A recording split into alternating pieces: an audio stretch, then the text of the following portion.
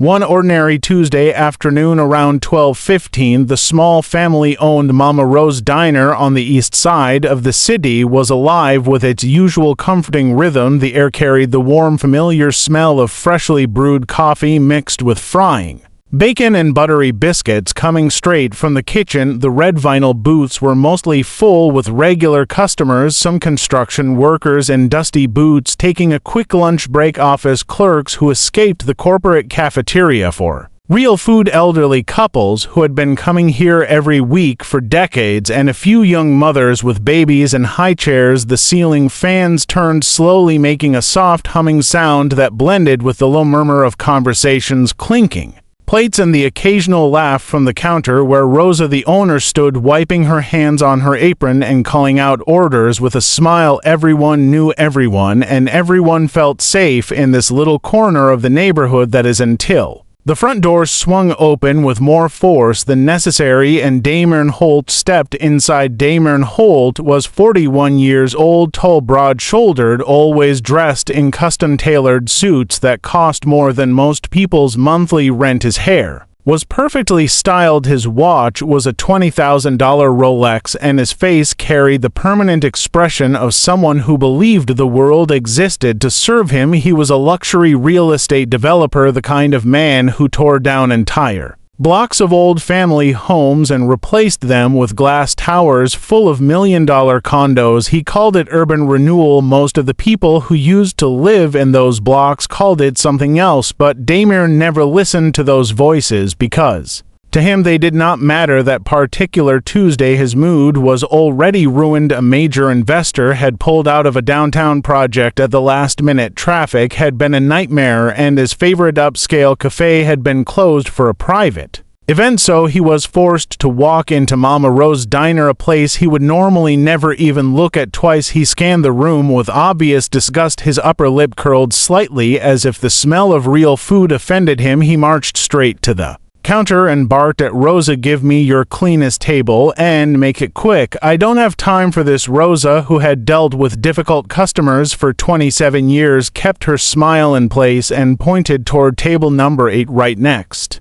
to the corner booth where Eleanor Hayes always sat. Damien dropped into the chair, threw his leather briefcase on the table, and immediately spread out a thick stack of property contracts and architectural plans. He pulled out his phone and began typing furiously, muttering under his breath about incompetent people and wasted time. 2 tables away, Eleanor Hayes and her lifelong friend Marlene Thompson were enjoying their usual Tuesday ritual. Eleanor was 73 years old, small-framed, with silver hair neatly pinned in a bun and warm brown eyes that still sparkled with intelligence and kindness. Everyone in the neighborhood called her Auntie El or Miss Eleanor. She had taught 3rd grade at the local elementary school for 38 years before retiring, and even after retirement she remained one of the most respected people in the community. She helped children with homework, organized food drives, visited sick neighbors, wrote recommendation letters that sent dozens of young people to college, and quietly solved problems that no one else seemed able to fix. She never asked for credit, she never raised her voice, she simply did what needed to be done. Her apartment was modest but filled with love, handmade lace curtains on the windows, shelves full of books, family photographs everywhere, and always the faint scent of lavender and fresh lemons. She woke every morning at exactly 6:15, made a cup of tea with honey, sat in her favorite chair by the window, and thanked God for another day. Every Tuesday she met Marlene at Mama Rose Diner. They ordered the same things every time. Eleanor got a turkey sandwich on wheat bread with extra tomato and a cup of hot tea. Marlene always had the chicken pot pie and sweet tea. They talked about their grandchildren, about old memories, about who in the neighborhood needed help. This Tuesday was no different until Eleanor reached for the sugar dispenser. Her elbow moved slowly and carefully in the tight space between the booths. It brushed to the edge of Damon's table just enough to nudge his large ceramic coffee mug. The mug tipped over and a flood of hot black coffee poured across Damon's lap. His phone and the entire stack of important legal documents He had laid out in front of him. The damage was instant: expensive wool suit soaked, expensive smartphone short-circuiting, irreplaceable contracts dripping, ruined. Damien exploded. He shot to his feet so fast his chair scraped loudly across the floor. "What the hell is wrong with you?" he screamed, his face turning red. "You clumsy, ignorant old bitch. Do you have any idea what you just cost me? These papers are worth millions. You just destroyed millions because you can't keep your damn elbows to yourself." The entire diner went completely silent. Forks froze halfway. Two mouths. Conversation stopped mid-sentence. Every head turned. Eleanor immediately reached for a stack of napkins and began trying to blot the spill. "I'm so sorry, sir," she said in her calm, gentle voice. "Let me help clean this up. I'll pay for any damage. Please accept my apology." But Damien was beyond hearing apologies. He stepped closer, towering over her, his voice rising even louder. "You people always think you can just ruin everything and say sorry like it fixes anything. You don't belong in a place like this. You don't belong anywhere near decent people." The racial slurs came next, loud, ugly, and unmistakable. "Ghetto trash, welfare, queenly chon.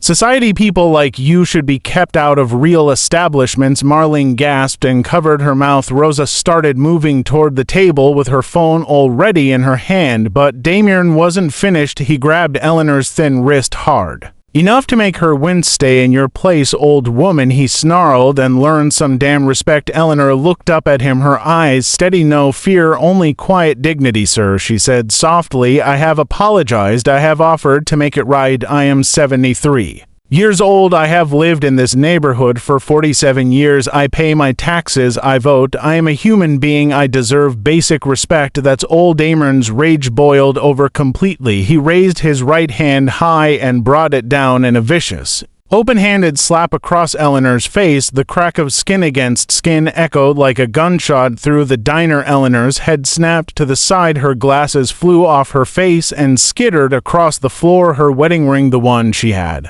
worn every day since 1973, slipped off her finger and rolled under a nearby table. Her cheek immediately began to swell, turning a deep, angry red. The whole diner froze for one long, terrible second, then chaos erupted. People stood up, some shouted, others pulled out phones and started recording. Rosa was already dialing 911. Marlene rushed to Eleanor's side, tears streaming down her face. "Oh my God, Eleanor, are you okay?" But Eleanor Hayes did not cry. She slowly lifted her hand, touched her burning cheek, looked straight at Damien Holt, and spoke in a voice so calm it sent a chill through the room. "You have no idea what you just did, young man." Damien straightened his tie, gave a satisfied smirk, and sat back down, as if he had just taught someone an important lesson. He had no idea that at the small table in the far corner, a man in a plain black jacket and dark sunglasses had recorded every single second of the incident. He had already sent the video to one person, only 4 words in the message: "Antiel has been touche." Jasmine Hayes was sitting at the head of a long table on the rooftop of one of the city's most exclusive private lounges, the kind of place where billion-dollar deals were made. With a handshake and a glass of aged whiskey around her sat 7 of her most trusted lieutenants, all of them dressed in expensive but understated clothing, all of them completely loyal to her, and only her. Jasmine was 39 years old, strikingly beautiful, with sharp cheekbones, deep brown eyes, and a presence that made even powerful men lower their voices when she walked into a room. To the outside world, she was a high-level business consultant who advised wealthy clients on discreet financial matters. To those who really knew, she was the queen, the undisputed leader of the most disciplined and most profitable criminal organization in 3 states. She controlled construction contracts, shipping routes, underground gambling, high-end protection services, and money laundering through legitimate businesses, but she ran everything with iron rules: no unnecessary violence, no drugs, no trafficking of people, no chaos. She believed in control, not destruction, and she believed in family above everything. When her phone lit up with a 4-word message, she froze mid-sentence. The room instantly became silent. Jasmine opened the video without a word. The footage played: the elbow, the spilled coffee, the racial insults, the wrist grab, the slap, the calm Dignity on her mother's face after the blow. Jasmine watched the entire clip without blinking. When it ended, she closed her eyes for 3 full seconds, then opened them again and spoke in a voice so quiet it was almost a whisper. Damon Holt. Full background: financials, family enemies, debts, secrets, weaknesses, criminal record, everything. I want it in 60 minutes. The men around the table moved like they had been shocked with electricity. Phones came out, encrypted messages flew across secure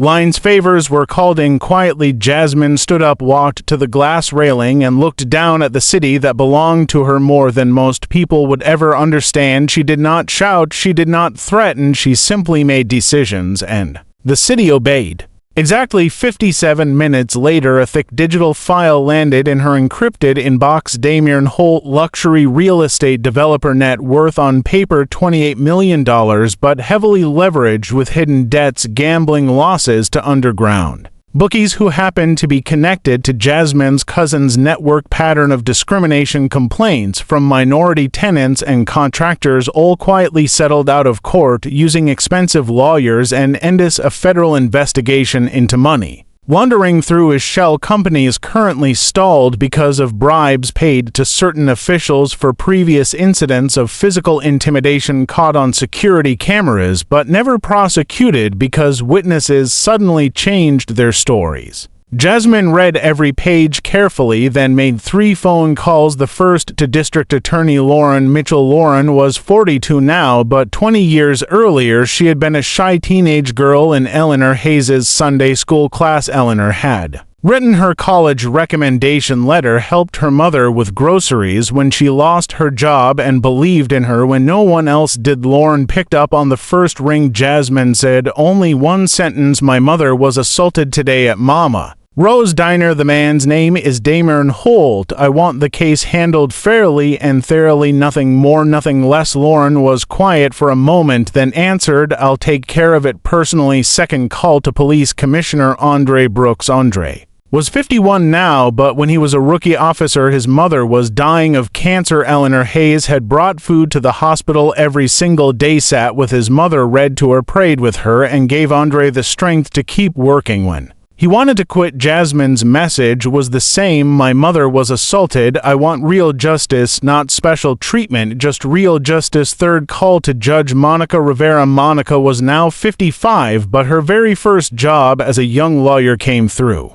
A reference from Eleanor Hayes. Jasmine said the same thing again: no threats, no pressure, just a quiet request for justice to be done properly. By midnight, the video had gone viral. Justice for Eleanor was trending across every major platform. News stations picked it up. Civil rights organizations released statements. Damon's own investors began quietly withdrawing. His company's stock took a sudden sharp drop. His wife packed a bag and left for her sister's house in another state. His so-called friends stopped returning his calls. The next morning, when he arrived at his office, security guards were already waiting. They handed him a letter from the board effective immediately. Your employment is terminated due to conduct that irreparably damages the reputation of the company. He was escorted out like a common criminal, still wearing the same stained suit from the day before. The trial came faster than anyone expected. The courtroom was packed, every seat filled with reporters,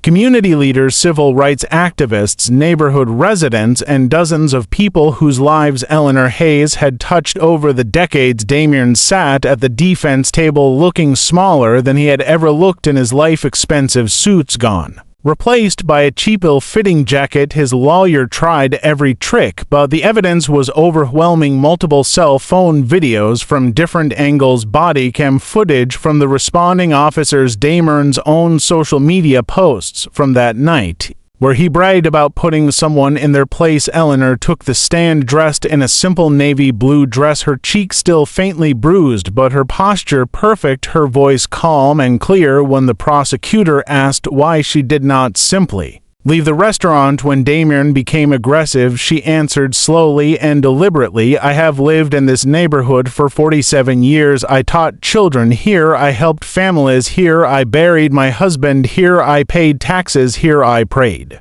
Here I belong, here I will not allow someone's hate to take away my right to sit and eat in peace. The courtroom erupted in applause. Even the judge had to gently call for order. Damon took the stand and crumbled within minutes. He tried to claim self-defense, he tried to claim provocation, he tried to claim he was the real victim, but every lie was destroyed by the video evidence, by the witnesses, by his own past record. The jury deliberated for less than 3 hours. Guilty on all counts. Assault, aggravated harassment, hate crime, civil rights violation. The judge sentenced him to 22 months in state prison, 3 years probation, full restitution to Eleanor, mandatory sensitivity training to 100 hours of community service at a minority-led senior center, and a permanent revocation of his real estate developer license. The federal investigation that had been quietly buried suddenly roared back to life, this time with no one to protect him. 6 months later, Eleanor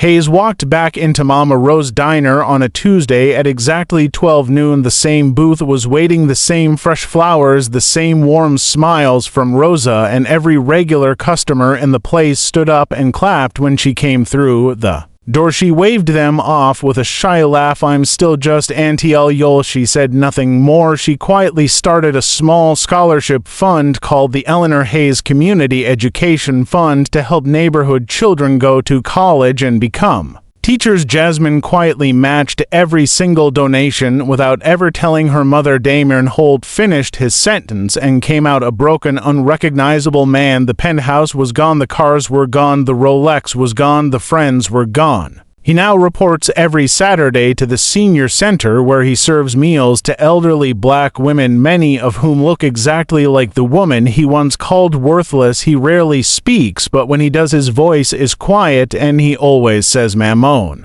Warm Sunday evening, Eleanor and Jasmine sat together on the front porch of the little apartment. The sun was setting, painting the sky orange and pink. Jasmine looked at her mother and said, "Ma, you changed more lives with 15 minutes of dignity than I ever changed in 15 years of power." Eleanor reached over and patted her daughter's hand gently. "My child," she said, "people bow when they are afraid, but people change when they are loved." Have you ever seen someone stand up to hate with nothing but quiet dignity and win completely? Have you ever watched someone destroy their entire future in one single moment of arrogance? Have you ever realized that real power has nothing to do with money or fear and everything to do with love and respect? If this story touched your heart, please hit the like button right now. Drop a comment and tell me, have you ever seen someone defeat hate just by refusing to become hateful? Share this story with someone who needs to hear it today. Subscribe and turn on the bell, because every week we bring you true emotional stories where ordinary people show what extraordinary strength really looks like. See you in the next story. Until then, live with dignity. Never let hate live inside your heart.